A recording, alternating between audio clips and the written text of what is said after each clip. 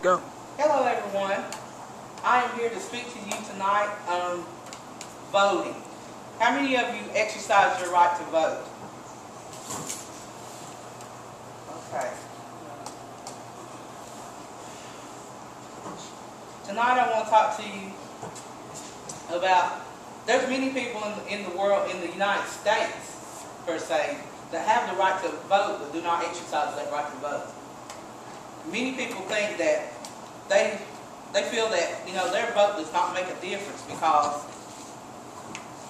it doesn't matter whether they vote or not, because whoever's going to get in and whoever's going to get in, and that law is going to be passed, and it doesn't mean anything to them. But exercising your right to vote is very important. It is important in elections because it gives you a chance to let your voice be heard. It gives you the chance to let your opinion count. And whenever you vote, you have to believe that change is possible. By voting, you are investing in a better future for not only you, but for your children as well. Because when you vote, you're allowing people, you're giving the opportunity for people to be put into office that agree with your points of view. Why do so many qualified Americans choose not to vote? There are several reasons. The California Voter Foundation, CVF, has released the results of a statewide survey on the attitudes of infrequent voters and citizens eligible to vote but not registered. The survey found that 28% of infrequent voters and 23% of those unregistered said they do not vote or do not register because they are just too busy. Voting gives you a voice in the decision-making process of our government. The elections in July 1920 is concrete evidence that casting your vote can bring a change to this country. The 19th Amendment faced ratification, thus allowing women the right to vote.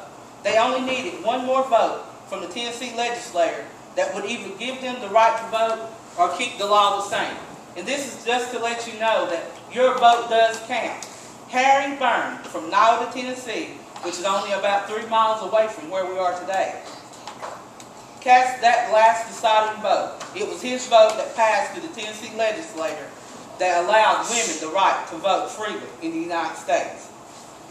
That one vote changed the nation.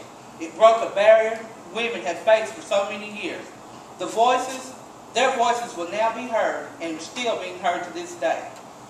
Another good advantage of being able to vote is your right to vote is because it's a democratic right.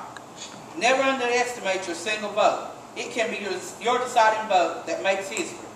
So make it a point on election day to go out and let your vote be heard. The winning party will govern your society, and it will be answerable to you. Imagine if there were no people to vote into office, people for which you want to run your country. On another end of the vote, voting by the younger generation has shown to be a disappointment in the past. The younger generation of voters, aged 18 to 29, make up a majority of non-voters. This is because they feel the issues do not affect them. Or it could be because they've not been taught of just how important their vote is. However, when they find the cause to fight for that they believe in, they stay with it. It was with this in the 2008 election, the youth majority voted, and their one vote was for President Barack Obama. It was because of the youth vote that he was able to win the election in 2008. Youth voters preferred Obama over John McCain by 68% to 30%. The highest share of youth vote obtained by a candidate since the exit polls began reporting results in 1976. In the 2008 election, the gap in turnout by educational and attained remained the large. Young people without college experience were much less likely than those with college experience to vote. An estimated 22.8% of all eligible young people ages 18 to 29 voted in the 2010 midterms. Younger voters chose the Democratic House candidates over Republican candidates by a margin of 55 to 42%. So in conclusion, I ask you, exercise your right to vote. Educate others on the importance of voting. Talk to your children about the importance of voting.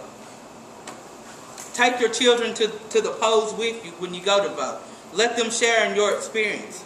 Speak to your families and friends. Encourage others to get out there and cast your vote. I have a friend. She ran for the Athens City School Board.